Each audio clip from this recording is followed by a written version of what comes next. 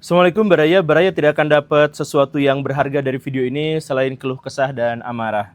Jadi saya tuh mengawasi dan mencermati kasus yang menimpa Pak Nadiem Makarim. Dan saya sampai sekarang tuh masih bingung sekali apa yang mau dibahas dari kasus itu. Memang banyak sekali teman-teman, banyak sekali netizen, banyak sekali subbreaker yang minta saya untuk membahas kasus itu. Tetapi saya tuh bingung, kasus itu tuh ada di bagian mana yang bisa kita telaah gitu. Selain kejanggalan-kejanggalannya. Kalau saya bahas kejanggalan-kejanggalannya itu tuh jadi terlalu banyak dan terlalu membebani akun saya gitu karena terlalu banyak kebencian.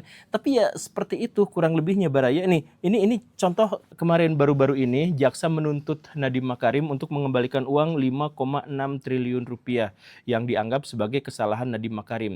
Kenapa 5,6 triliun itu harus dipinta kembali?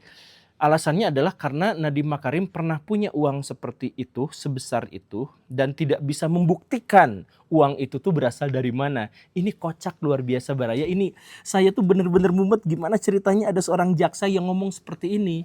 Kan uang 5,6 triliun itu adalah uang yang dimiliki dalam saham Gojek tahun 2015.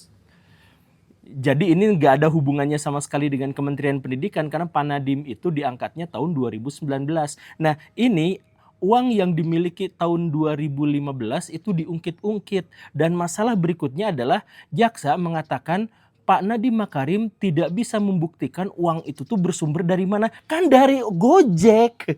Kan udah ketahuan, kan semua orang juga tahu dan itu bisa diperiksa. Itu mau diperiksa dimanapun itu kejadiannya tahun 2015. Tapi ini jaksa malah menuntut. Jadi saya tuh bingung, ini semua pertanyaan-pertanyaan jaksa itu tuh sudah dijawab dan clear dan sudah selesai gitu. Tapi kok masih ada tuntutan yang seperti ini? Jadi seakan-akan penjelasan dan klarifikasi yang ada di pengadilan itu buntu aja gitu. Kelihatannya tuh anehnya tuh kayak gitu. Nah, kemudian yang Ibam, yang anak buahnya Pak Nadiem, itu kemarin divonis 4 tahun penjara. Ini juga aneh bin ajaib gitu. Jadi maksudnya dirinya divonis sebagai seorang konsultan. Sebagai seorang konsultan ini pun sebenarnya sangat problematik. Dimana kalau konsultan kok bisa dituding, kok bisa dipidanakan. Padahal terbukti dia justru memberikan informasi bahwa Kombuk itu bermasalah kalau untuk daerah terluar. Karena dia benar-benar membutuhkan koneksi internet yang stabil. Dan karena itu maka sebagai konsultan dia menjelaskan ini kesalahannya begini. Dan karena dia menjelaskan seperti itu di persidangan, maka sudah terbukti pula bahwa dia tidak mengarahkan pada satu merek tertentu. Ya begitu kan. Nah tapi seandainya pun pahit-pahitnya dia mengarahkan pada merek tertentu, kan konsultan. Kan nggak apa-apa. Jadi kalau saya mengarahkan teman-teman semua misalkan di sini ya, untuk ayo kita sama-sama berdemo gitu. Atau ada kasus seorang influencer, ayo sama-sama masang di sini, ayo kita sama-sama beli koin ini dan sebagainya. Itu kan berbentuk saran, dia bukan decision maker. Kenapa juga dia dipidanakan seperti itu?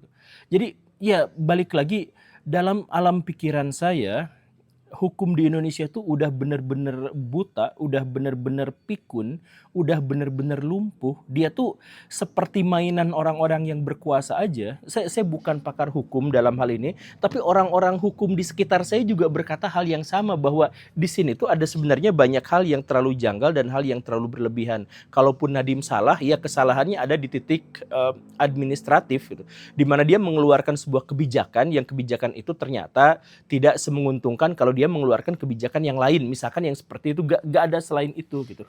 Tapi setelah saya pikir-pikir, ini kasus-kasus di Indonesia semakin kesini tuh memang semakin terang benderang, ya semacam rekayasanya. Saya nggak tahu kalau yang Nadiem karena belum divonis gitu ya, itu nanti diserahkan. Cuman kasus-kasus yang sudah di Indonesia, yang viral-viral, itu tuh menunjukkan bahwa hukum-hukum di Indonesia itu tidak lagi utuh, tidak lagi ada.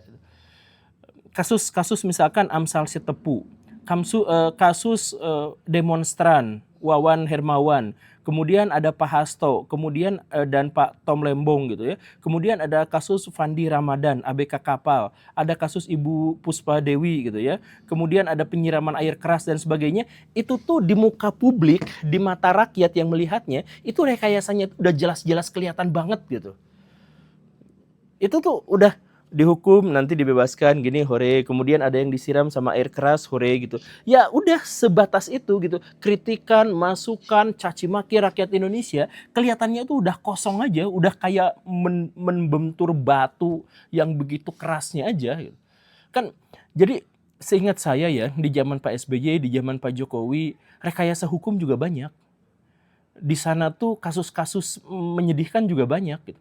Tapi tidak dipublikasikan begitu terang benderangnya gitu. Jadi ditutup-tutupi dengan sangat hati-hati, gimana caranya biar nggak keluar gitu. Ini mah dibuka keluar, diperlihatkan, ditunjukkan betapa rekayasanya tuh jelas gitu.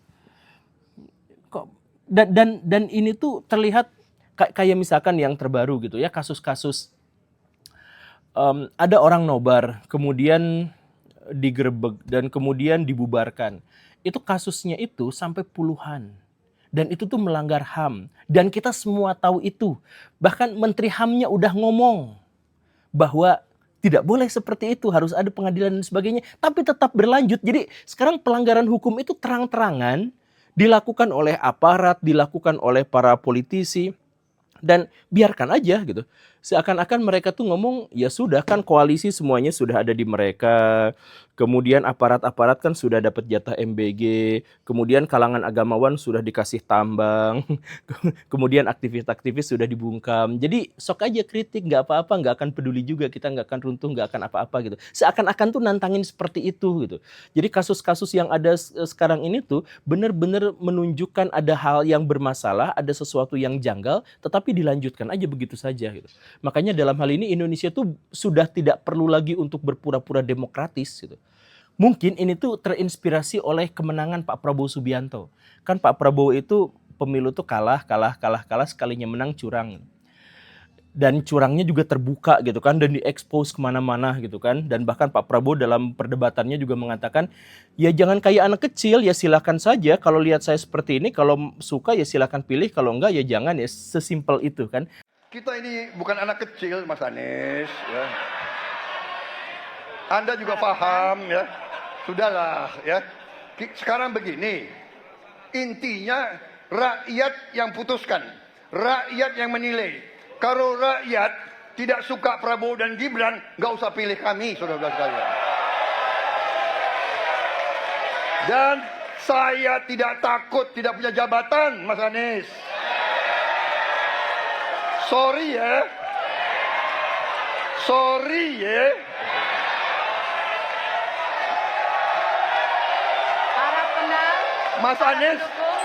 Mas Anies, saya tidak punya apa-apa. Saya sudah siap mati untuk negara ini.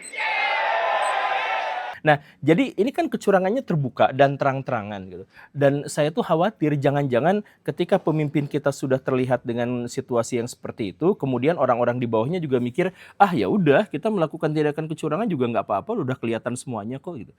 Jadi sekarang kayaknya memang sudah tidak ditutup-tutupi lagi. Jadi Indonesia tuh sekarang jangankan untuk menjadi negara demokrasi, negara untuk berpura-pura demokrasi saja sudah gagal. Ya, tuh kan saya katakan kepada Baraya kan, Baraya tidak akan mendapatkan faedah apapun dari video ini.